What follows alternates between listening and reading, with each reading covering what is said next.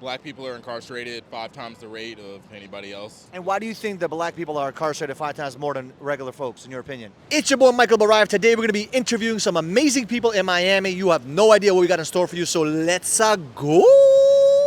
I was 17 when I had my daughter. She's great. She got married last week. Congratulations. For someone that actually has a kid in their early teens or early 20s, what would you tell them to focus on? Listen to the positive people around you who've been there before you. That would have helped me and guided me. Find a good mentor or something like that. So what are some things you learned as being a father at early age? Like what did you learn at those? Responsibility was really key, number one. You know, some people have children young and aren't established, like I did. Now that I'm established and they're old, I think I made some mistakes. You know what I mean? I think I could have learned better. You live, you learn. I think all this stuff helped me become who I am. So for an early father that's going through that Yes. stress, what are 2 tips you would give them? Stay focused on your goals, no matter what they are. Continue to progress. You can take a steps back, but never stop progressing. That was number one for me.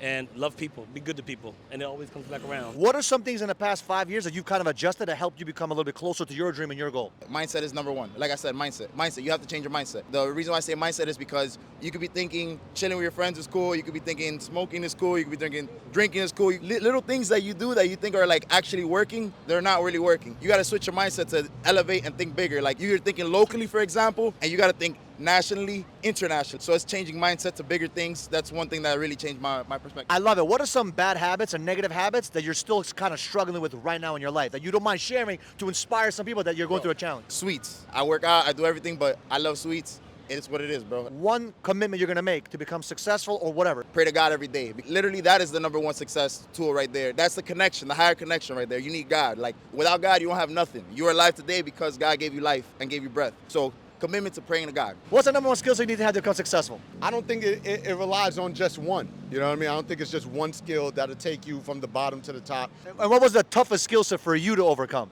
Humility, to know that I don't know everything and to be able to learn. What stopped you from learning at that time? Was it an ego? Was it a mindset? What was it? It's always ego. Ego's your biggest enemy. You think you know it all, but sometimes you don't. Or a lot of times you don't. And that's part of it. Realizing that you don't know and just being open to learning more. What forced you to become humble? Whole life.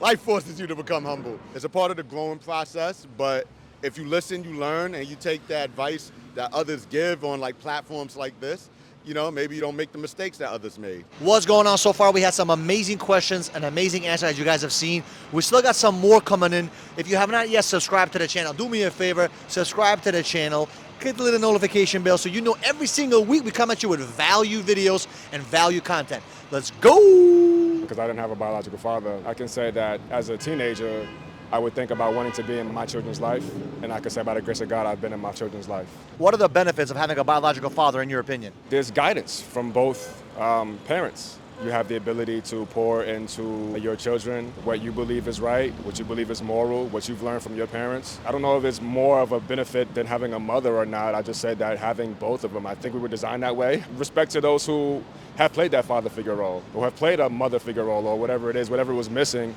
I think that family is important. I think that's something that we don't have as much of. So I just think having family in general, having a male figure and a woman figure that you can go to for different opinions or advices, to get that emotional, to get that logical from both, or whatever, however you want to look at it.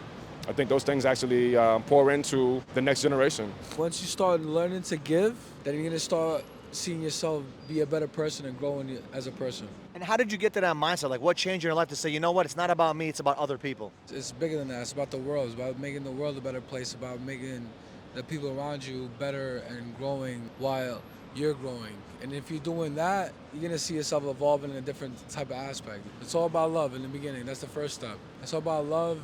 It's about kindness and reaching out, hearing out. One tip for someone that's going through a dark moment right now where they're only thinking about themselves, it's all about them, it's all about them. What would you tell them? Health is the number one thing. Once you focus on your health and your mental, everything is going to come together. Black people are incarcerated 5 times the rate of anybody else. And why do you think that black people are incarcerated 5 times more than regular folks, in your opinion? The United States is just a super racist country at its core. And how are you going to change that by becoming a lawyer? Any regular crime, blacks are always going to be like more likely to be arrested, charged, longer sentences, harsher sentences. We haven't really recovered from Jim Crow, slavery, really, to be honest. Really, the root cause, like a lot of things, is really from like poverty. So like if you could help people get education systems where like a lot of the United States money is allocated, makes a big difference too. So you feel like poverty actually helps people get in more trouble, basically? Yeah, I think it's the root of a lot of trouble. A lot of people who commit crimes, it's not because they want to, it's because they have to. One last thing for someone that's going to study for LSAT, wants to be a lawyer, what's one tip you would tell them? Work at it, keep going, do it every day. If you're a minority, especially work on it. Minority, any marginalized group, work on it. They need you more than anybody. Steve Jobs had like a really legendary speech, and he said, you know, just trust your heart. Your heart already knows where you really want to go.